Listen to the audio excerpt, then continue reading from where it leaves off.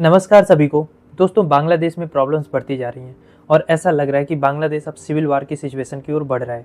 मोहम्मद यूनुस, जो बांग्लादेश की अंतरिम सरकार के चीफ एडवाइज़र हैं, उन्होंने आखिरकार ये मान लिया है कि देश में हालात अब उनकी काबू से बाहर जा रहा है। लेकिन सवाल ये है कि क्या वो वाकई में सत्ता छोड़कर निष्पक्ष चुनाव करा सकते हैं या फिर जमात इस्लामी जैसी ताकतें बांग्लादेश को और स्थिर कर देंगी। बांग्लादेश, जो कभी शेख हसीना के नेतृत्व में एक स्थिर डेमोक्रेसी था, आज हिंसा और अराजकता के कारण सिविल वार की ओर बढ़ रहा है। शेख हसीना की सरकार गिरने के बाद मोहम्मद यूनुस ने सत्ता संभाली थी, लेकिन उनके फैसलों ने देश को और गहरे संकट में धकेल दिया।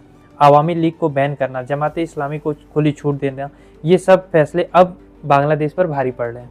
तो थोड़ा सा हम बैक में चल के इसके कॉन्टेक्स्ट को समझते हैं कि आखिर बांग्लादेश में ऐसा हुआ क्या है। देखो, मोहम्मद यूनुस ने शुरू में सोचा था कि वो अपनी पश्चिमी दोस्तों के दम पर देश को आसानी से चला लेंगे, लेकिन जमात इस्लामी, जिसे शेख हसीना ने बैन किया था, उसका प्रभाव अब बांग्लादेश में तेजी से बढ़ रहा है।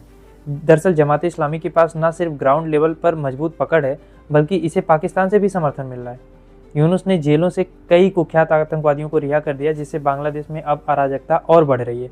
शेख हसीना ने आरोप लगाया कि यूनुस देश को अमेरिका और चीन जैसे देशों के हाथ में बेचने की साजिश रच रहे हैं। उन्होंने मार्टिस आइलैंड को लेकर भी बड़ा खुलासा किया, जो बांग्लादेश का रणनीतिक रूप से महत्वपूर्ण क्षेत्र है।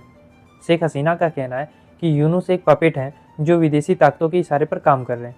अब मोहम्मद यूनुस को समझ आ रहा है कि सत्ता संभालना इतना आसान नहीं होता। उन्होंने हाल ही में 20 से ज़्यादा राजनीतिक दलों के नेताओं के साथ इमरजेंसी मीटिंग की। इसमें बीएनपी, जमात इस्लामी और सिटीजन्स पार्टी जैसे दलों के नेता शामिल थे। यूनुस ने वादा किया कि वो जल्द ही निष्पक्ष चुनाव कराएंगे और सत्ता का हस्तांतरण करेंगे, लेकिन पहले वो 2026 तक चुनाव टालने की बात कर रहे थे।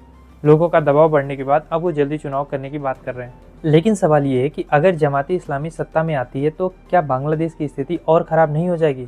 जमात का इतिहास रहा है कि वो छोटे छोटे प्रदर्शनों को हिंसक आंदोलनों में बदल देती है। बांग्लादेश का संकट सिर्फ आंतरिक नहीं है, इसमें बाहरी ताकतों का भी बड़ा हाथ है। पाकिस्तान, जो खुद एक अस्थिर देश है, वो जमात इस्लामी को खुलकर समर्थन दे रहा है। वहीं अमेरिका और चीन जैसे देश बांग्लादेश के संसाधनों पर नजर गड़ाए हुए हैं। शेख हसीना ने दावा किया कि उनके पिता और उन्होंने बांग्लादेश की संप्रभुता को बचाए रखा, लेकिन यूनुस इसे खतरे में डाल रहे हैं। यूनुस ने खुद कहा कि अगर वो निष्पक्ष चुनाव नहीं करा पाए तो वो खुद को दोषी मानेंगे। लेकिन क्या ये सिर्फ एक दिखावा है या वो वाकई में कोई बदलाव लाना चाहते हैं? जमात इस्लामी का बढ़ता प्रभाव और आतंकवादियों की रिहाई ने बांग्लादेश को एक बारूदी ढेर पर लाकर खड़ा कर दिया है। दोस्तों, बांग्लादेश का भविष्य अब एक बड़े सवाल के सामने खड़ा है।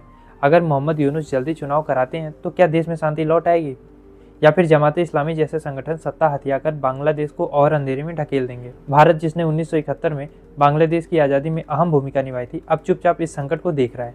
लेकिन भारत के लिए भी ये स्थिति चिंताजनक है, क्योंकि बांग्लादेश में अस्थिरता का असर पूरे दक्षिण एशिया पर पड़ सकता है। अब मेरा सवाल आपसे, क्या मोहम्मद यूनुस बांग्लादेश को इस संकट से निकाल पाएंगे?